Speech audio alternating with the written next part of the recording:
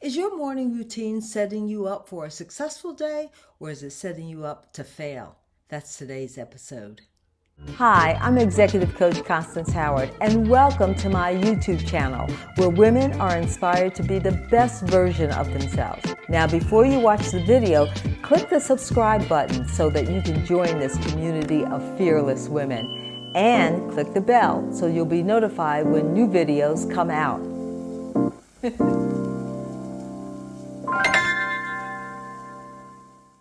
Your AM routine can make or break your day. For too many of us, the day starts like this. The alarm clock goes off. You hit the snooze button 2 or 3 times. Now you're 20 minutes behind. You bolt out of bed. You run around the house trying to get dressed, trying to wake the kids up, trying to put breakfast on the table, pack the lunch. It's crazy. By the time you hit your office, you are already exhausted. Does that sound like your morning? Well, parts of it sounded like my morning when I was in corporate America. So let's all agree that that is not what we want. And right now, let's decide that we are going to commit to creating a morning routine that will help you be the best version of yourself and help you achieve your goals. I have 6 things that I want to talk to you today about how to boost your morning routine. And guess what? Number 1 on the list, start your AM in the PM. The best morning routines start the night before. Think about the day you're going to have. Plan the day you're going to have. Don't just wait for the day to happen to you. Take control of the day and decide what you want to achieve and accomplish, and then go after those things. I want you to create a list of 3 important things that you need to accomplish in your day. Only 3. Don't make a long to-do list. Why? Because you'll be too scattered, and no task will get the attention it deserves. 3 things, and make them important and the hard things that you need to accomplish. In other words, I don't want you to major in the minors and spend a whole lot of time on tasks that won't make a difference in you achieving your goals. Remember the 80-20 rule. 20% of what you do will yield 80% of your results. So find out what your 20% is and concentrate on that. Map out your day and group the tasks that flow together. That will make it easier for you to go from one task to another, and it will be quicker as well. You want to get in a state that Dr. Benjamin Hardy calls deep flow. That's where your concentration is 100% on one task at hand. He says that's when you are most creative, and that's when you have ideas will just seem to come to you naturally. But you can only get there if you are fully immersed in the task at hand and you have blocked out all of the distractions and noise around you.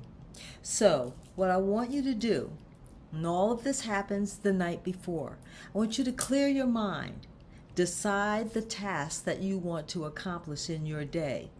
And I want you to visualize you at your desk or wherever it is that you work.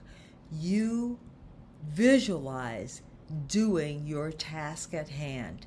See yourself accomplishing your goals. And then I want you to go to sleep. Resting your mind and body and getting enough sleep is critical to you being able to focus and concentrate on your task at hand. It's sad, but most Americans report that they are not getting enough sleep. Recent reports show that 1 in every 3 Americans say they don't get enough sleep every day. When I worked the morning newscast, I was so sleep deprived. My whole sleep cycle was turned upside down. I was working when everybody else was sleeping, because I went in like at 10 p.m. the day before and I worked all night. So while everybody else was sleeping, I was working. And when everybody else was working, I was sleeping. I had to train my body to accept that kind of crazy schedule, but it came at a cost. I was drinking Cokes, endlessly trying to get trying to get an energy boost. I wasn't exercising because I was just too exhausted, and it wasn't until after I left that crazy schedule did I realize the toll it had taken on my body. I realized how I struggled to concentrate on achieving my goals. I also realized how, it was easy for me to take offense at things people said because I just misunderstood it because I was just so tired. What's the point of me telling you this? Get some sleep. Not only get some sleep, but decide what is the best time for you to get up. Not the best time for the alarm clock to go off, because we all know what we're going to do. We're going to hit the snooze button 1 or 2 times, right? So just decide what is the best time for me to get up. And then when the clock goes off, get up. Make sure that you allot time in there to do some of the things that you've always said you wanted to do. But these things need to be the things that will set you up for a great day. You might consider working out in the morning. Exercising is a great way to get your body moving and the blood flowing and your mind clear and ready for the day ahead. I spend my first hour of the day in prayer and meditation. It grounds me and it reminds me to be grateful for the day ahead. You might also consider journaling, spending some quiet time writing in your journal about your hopes and your dreams and your goals. Some people also just spend quiet time with their first cup of coffee. The one thing I will suggest you not do is grab your phone and start checking social media. Why? Because there's usually negative energy there. There's a negative vibe there. And you don't want your first thoughts to be filled with, he said this and she said that, and the conflicts here and the conflicts there. Your mind needs to be clearly focused on your day ahead and the goals that you've set for yourself. So I want you to be very intentional about how you spend the first part of your morning. And I want you to make sure that it propels you and not pulls you back. Really, the only way you're going to know what happens during your morning routine is if you track your behaviors. And I suggest that you do that. Pay attention to everything that you do in the morning and how much time you spend on each thing, and write it down.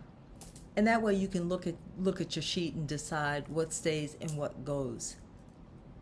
I can just about guarantee you that if you change your morning routine, you start planning it the night before, you become more intentional about what you want to accomplish and achieve in the day, you're going to be more productive. You're going to be happier. Your confidence and your self-esteem, they're going to grow because you're going to see yourself achieving your goals. And once you see yourself achieving, you're going to dream bigger because you already see, I can achieve this. What can't I achieve if I continue being intentional about my morning? Comment below and let me know what you think about this episode. And if you have a great morning routine, share it with us. We'd love to hear it. I want you to be unstoppable. And it starts with you being intentional about your day, what you want to achieve, your goals, and what you put inside your mind. So here's to getting a great morning routine. I'm Executive Coach Constance Howard. I'll see you next week.